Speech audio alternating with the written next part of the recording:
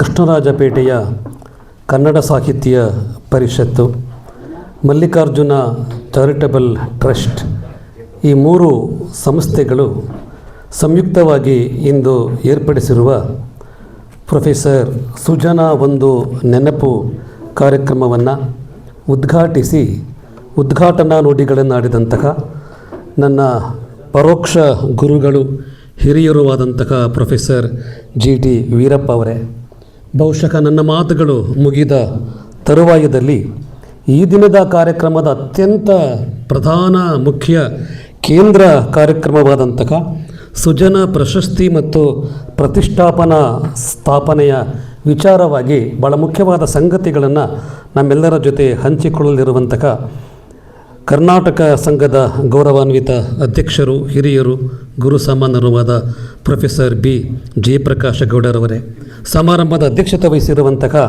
ಶ್ರೀ ಮಲ್ಲಿಕಾರ್ಜುನರವರೇ, ನನಗೆ ಭಾಳ ಸಂತೋಷವಾದ ಸಂಗತಿ ಅಂತಂದರೆ ಮಹಾರಾಜ ಕಾಲೇಜಿನಲ್ಲಿ ಗುರುಗಳಾದ ಪ್ರೊಫೆಸರ್ ಸುಜನವರ ಜೊತೆಯಲ್ಲಿ ನನಗೆ ಅರ್ಥಶಾಸ್ತ್ರವನ್ನು ಪಾಠ ಹೇಳಿದಂತಹ ಪ್ರೊಫೆಸರ್ ಇಂದಿರಮ್ಮ ಮೇಡಮ್ ಅವರು ಇಲ್ಲಿಗೆ ಬಂದಿದ್ದು ನಾನು ಅವ್ರನ್ನ ಸುಮಾರು ವರ್ಷಗಳ ನಂತರ ನೋಡುವಂಥದ್ದು ನನಗೆ ನಿಜಕ್ಕೂ ಪುಣ್ಯ ಅಂತ ಹೇಳಿ ಅನಿಸಿದೆ. ಹಾಗೆ ಇನ್ನಿತರ ಎಲ್ಲ ಗಣ್ಯ ಮಹನೀಯರೇ ಮತ್ತು ಇಂದಿನ ಈ ಕಾರ್ಯಕ್ರಮದಲ್ಲಿ ಭಾಗವಹಿಸಿರುವ ಎಲ್ಲ ಹಿರಿಯರೇ, ಸಹೃದಯ ಬಂಧುಗಳೇ, ಕುವೆಂಪು ಸುಜನಾ ನೆನಪು ಅಂತ ಹೇಳಿ ನನ್ನ ಹೆಸರನ್ನು ಸೂಚಿಸಿದರೂ ಕೂಡ ಇಲ್ಲಿ ಎಲ್ಲರೂ ಎದುರುಗಡೆ ಕುಳಿತಿರುವಂಥವರು ಮೌನದಲ್ಲಿಯೇ ಸುಜನಾ ಅವರನ್ನು ನೆನಪಿಸ್ಕೊಳ್ತಾ ಇದ್ದಾರೆ. ಕಾರ್ಯಕ್ರಮದ ನಿರೂಪಣೆಯನ್ನು ಮಾಡುವಂತಹ ಮಿತ್ರರು ಮೊದಲಾಗಿ ಇದುವರೆಗೆ ಮಾತನಾಡಿದ ಎಲ್ಲರೂ ಕೂಡ ಸುಜನಾ ಅವರನ್ನು ನೆನಪಿಸ್ಕೊಳ್ತಾನೆ ಇದ್ದಾರೆ. ಮತ್ತು ಸಂದರ್ಭ ಕಾರಣವಾಗಿ ಒಂದು ರೀತಿಯಲ್ಲಿ ಚರ್ಚೆ ಅನ್ನುವ ರೀತಿಯಲ್ಲಿ ಅನೇಕ ಮಿತ್ರರು ಒಟ್ಟಿಗೆ ಸೇರಿಕೊಂಡು ಸುಜನಾ ಅವರನ್ನು ಸಂಯುಕ್ತವಾಗಿ ನೆನಪಿಸ್ಕೊಳ್ತಾ ಇದ್ದೀವಿ. ಹಾಗಾಗಿ ವಿಶೇಷವಾದದ್ದನ್ನು ನಾನೇನೋ ಹೇಳ್ತೀನಿ ಅಂತ ಹೇಳಿ ನಾನು ಅಂದ್ಕೊಂಡಿಲ್ಲ. ಆದರೂ ಗುರುಗಳ ಬಗ್ಗೆ ಮಾತನಾಡುವಂತಹ ಒಂದು ಅವಕಾಶ ಸಿಕ್ಕಿದ್ದು ನನ್ನ ಪುಣ್ಯ ಅಂತ ಅಂದ್ಕೊಂಡಿದ್ದೀನಿ. ಯಾಕೆ ಅಂತಂದರೆ ನಾನು ಮಾತ್ರವೇ ಹೇಳಬಹುದಾದಂಥ ಕೆಲವು ವಿಶಿಷ್ಟ ಸಂಗತಿಗಳು ಸುಜನಾ ಅವರ ಬಗ್ಗೆ ಇವೆ.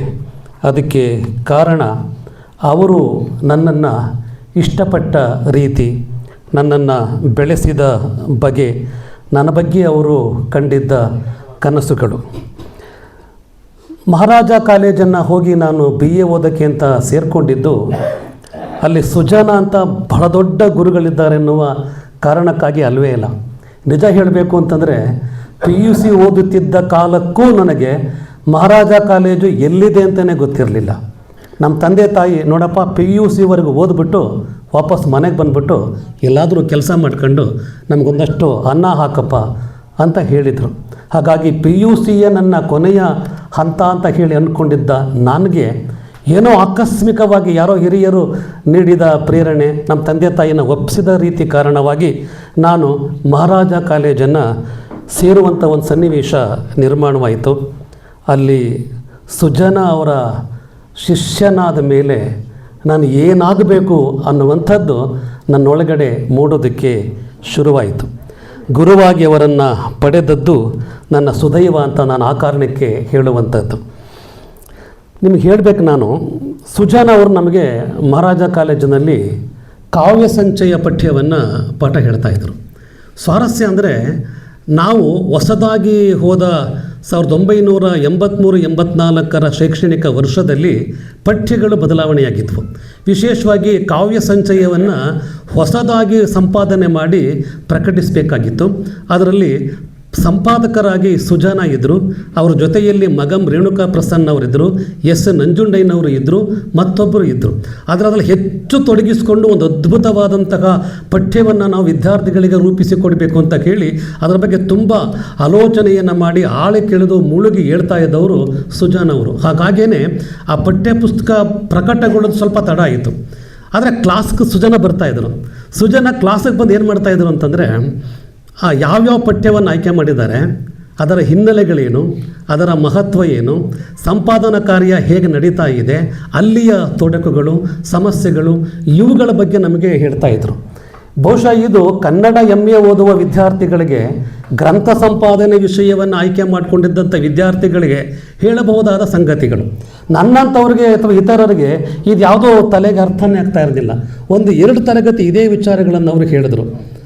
ಡಾಕ್ಟರ್ PK ರಾಜಶೇಖರ್ ಅವರಿಗೆ ನಾನು ತುಂಬ ಋಣಿ. ಬೇರೆ ಬೇರೆ ಕಾರಣಗಳಿಗೆ ಸುಜಾನ ಅವರನ್ನು ಗ್ರಹಿಸಬೇಕಾದ ವಿಧಾನವನ್ನು ನನಗೆ ಹೇಳಿಕೊಟ್ಟವರು ಅವರು. ನಾನು ಹೀಗೆ ರಾಜಶೇಖರ್ ಜೊತೆಯಲ್ಲಿ ಮಾತಾಡಿಕೊಂಡು ಗುರುಗಳ ಜೊತೆಯಲ್ಲಿ ಹೋಗ್ತಾ ಇದ್ದಾಗ ಅವರು ನನ್ನ ಕೇಳಿದ್ರು, ಲೋ ಅಣ್ಣ, ನಿನಗೆ 4 ಗಂಟೆ ಕನ್ನಡ ಪೀರಿಯಡ್ ಇದೆಯಲ್ಲ, ಯಾರ್ಯಾರು ತೆಗೆದುಕೊಳ್ತಾರೆ ಅಂತ.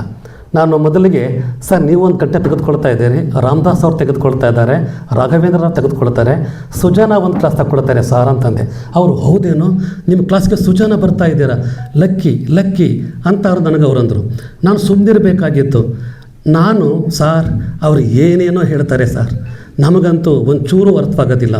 ಗ್ರಂಥ ಸಂಪಾದನೆಯ ಪಾಠ ನಮಗಂತೂ ಅರ್ಥವಾಗುವಂಥದ್ದಲ್ಲ. ಹಂಗೆ ಅಂದ್ಬಿಟ್ಟೆ. ನನಗಂದಿದ್ದು ಒಳ್ಳೆಯದಾಯಿತು. ನಾನು ಬೆನ್ನ ಮೇಲೆ ಜೋರಾಗಿ 1 ಏಟು ಕೊಟ್ಟರು ರಾಜಶೇಖರ್ ಅವರು. ಕೊಟ್ಬಿಟ್ಟು, ಪಾಪಿ ನಿನ್ನೇನೋ ಒಳ್ಳೆ ಹುಡುಗ ಅಂತ ಹತ್ತಿರ ಬಿಟ್ಕೊಂಡ್ರೆ ನನ್ನ ಗುರುಗಳ ಪಾಠವನ್ನು ಕಾಮೆಂಟ್ ಮಾಡುವಷ್ಟು ನೀನು ದೊಡ್ಡವನಾಗ್ಬಿಟ್ಟಿದ್ದೆ ನೀನು. ಅವಿವೇಕ್, ಹೋಗ್, ನಮ್ಮ ಸಹವಾಸಕ್ಕೆ ಬರಬೇಡ ನೀನು, ಹೋಗ್ತಾರೆ ಅರ್ಧ ಕಡೆಗೆ ಅಂತ ಅವರು ರೇಗಿದ್ರು. ನಾನು ಬೆಚ್ಚಿಬಿಟ್ಟೆ. ನಾನು ಇದೇನು ಅಂತ. ನನಗೆ ಭಾಳ ಖುಷಿಯಾಗಿದ್ದೇನು ಅಂತಂದರೆ, ನನ್ನ ಗುರುಗಳು ಸುಜಾನ ಅಂತ PK ರಾಜಶೇಖರ್ ಹೇಳಿದ್ದದ್ದು. ನನಗೆ ಅದುವರೆಗೂ ಗುರು ಶಿಷ್ಯರು ಒಂದೇ ಕಡೆ ಗುರುಗಳಾಗಿರ್ತಾರೆ, ನಮ್ಮಂಥವ್ರಿಗೆ ಅವರಿಬ್ಬರು ಗುರುಗಳಾಗಿ ಸಿಗ್ತಾರೆ ಅಂತ ನನಗೆ ಕಲ್ಪನೆ ಕೂಡ ಇರಲಿಲ್ಲ. ಹಾಗಾಗಿ ನನಗದೊಂದು ಭಾಳ ಸಂತೋಷವಾಯಿತು. ಆಮೇಲೆ ಅವರು, ಪಾಪಿ ನೀನು ಸರಿಯಾಗಿ ಗಂಭೀರವಾಗಿ ಅವ್ರ ತರಗತಿಯಲ್ಲಿ ಕುಳಿತುಕೊಂಡು ಅವ್ರು ಏನೇನು ಹೇಳ್ತಾರೆ ಸರಿಯಾಗಿ ಕೇಳಿಸ್ಕೊ, ಸಾಧ್ಯವಾದರೆ ಎಲ್ಲವನ್ನು ಬರ್ಕೋ, ನಿನಗೆ ಆಮೇಲೆ ಸುಜಾನ ಅರ್ಥವಾಗ್ತಾರೆ. ಅವರಂಥ ಅಧ್ಯಾಪಕರು ನಿಮ್ಮಂಥವ್ರು ಸಿಕ್ಕಿದಾರಲ್ಲ.